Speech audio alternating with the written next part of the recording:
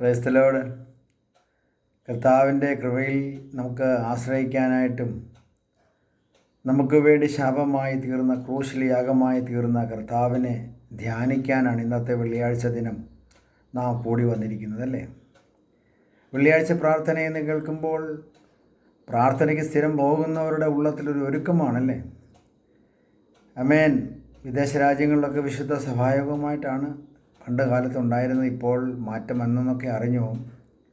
എങ്കിലും വെള്ളിയാഴ്ച ദിനമെന്ന് പറയുമ്പോൾ സന്തോഷത്തിൻ്റെ ദിനമാണ്.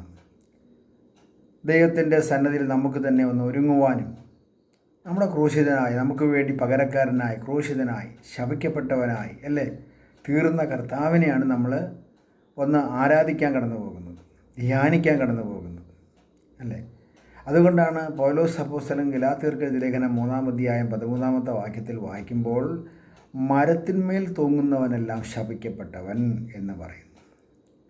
അപ്പം നമ്മുടെ കർത്താവ് ഒരിക്കലും ശപിക്കപ്പെട്ടവനാണോ? അല്ല. അണ്ടകടാകങ്ങളെ മുഴുവൻ തൻ്റെ വാക്കിനാൽ ഉളവാക്കിയ ദൈവമാണ്, അല്ലേ?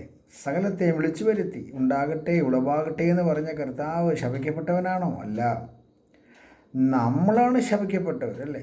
പാരമ്പര്യ ശക്തിയുടെ, പൗരോഹിത്യ ശക്തിയുടെ, ദുർമന്ത്രവാദ ശക്തികളുടെ വെല്ലുവിളികളൊക്കെ നമ്മുടെ ജീവിതത്തിലുണ്ടായിരുന്നു, അല്ലേ? അതെല്ലാം നമുക്ക് ശാപമായി മാറി. നമ്മളൊരിക്കലും രക്ഷപ്പെടില്ല, മുന്നേറത്തില്ല എന്നൊക്കെ നമ്മുടെ പലരും പറഞ്ഞു. പക്ഷെ അവരുടെയൊക്കെ മുമ്പിൽ നമ്മളെ വിളിച്ച് വേർതിരിച്ച ദൈവമുണ്ട്. എന്തുകൊണ്ടാണ് വിളിച്ച് വേർതിരിച്ചതെന്നറിയാമോ? അമ്മയുടെ ഉദരത്തിൽ ഉരുവാകും മുമ്പേ നമ്മളെ കണ്ടിരുന്നത് കൊണ്ടാണ്. അത് ഏത് ജാതിയിൽപ്പെട്ടവനായാലും മതത്തിൽപ്പെട്ടവനായാലും കുലത്തിൽപ്പെട്ടവനായാലും അമ്മയുടെ ഉദരത്തിൽ ഉരുവാകും മുമ്പേ കർത്താവ് കണ്ടിട്ടുണ്ടോ? സൃഷ്ടാവ് കണ്ടിട്ടുണ്ടോ? വിളിച്ച് വേർതിരിക്കപ്പെട്ടിരിക്കും. അതെത്ര കൊല്ലം കഴിഞ്ഞാണേലും വിളിക്കപ്പെട്ടിരിക്കും. അപ്പോൾ നമ്മളെ ഒരു നാൾ വിളിച്ച് വേർതിരിച്ചു, അല്ലേ?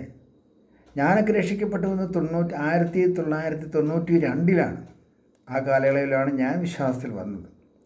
അതിൽ ചെറിയ മുഖാന്തരങ്ങളൊക്കെ ഉണ്ടായിരുന്നു റഷ്യയിലേക്ക് വരാൻ തക്കവണ്ണം.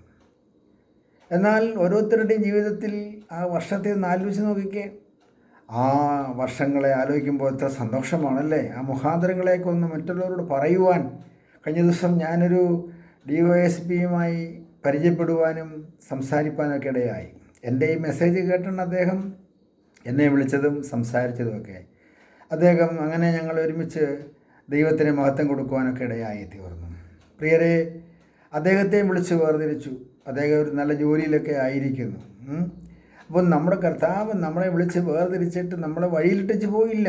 ഉന്നതമായ സ്ഥാനങ്ങളും മാന്യതകളും നൽകിത്തന്ന് ഇത്രത്തോളം നമ്മളെ സഹായിച്ച് ഇന്ന് നാം ഓരോരുത്തരും അനുഭവിക്കുന്ന നന്മകൾ എന്തൊക്കെയാണോ അതെല്ലാം കർത്താവ് തന്നതാണ്. അതിനെല്ലാം നന്ദി പറഞ്ഞുകൊണ്ട് കർത്താവിനെ ഉയർത്തി, ഉന്നതനാകുന്ന കർത്താവിനെ മാനിച്ച് സ്തോത്രം ചെയ്തുകൊണ്ട് നമുക്ക് കീഴ്പ്പെട്ടിരിക്കാം.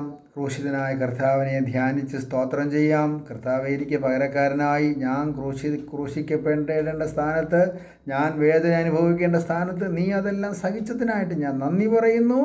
കർത്താവിൻ്റെ വരവിനായി ഒരുക്കി പ്രത്യാശ നിറയ്ക്കണമേ എന്ന് പറഞ്ഞുകൊണ്ട് നമുക്ക് നമ്മുടെ ദൈവകാര്യങ്ങൾ സമർപ്പിക്കാം. കർത്താവ് നമ്മെ വചനങ്ങളാൽ അനുഗ്രഹിക്കുമാറാകട്ടെ. ആമേൻ.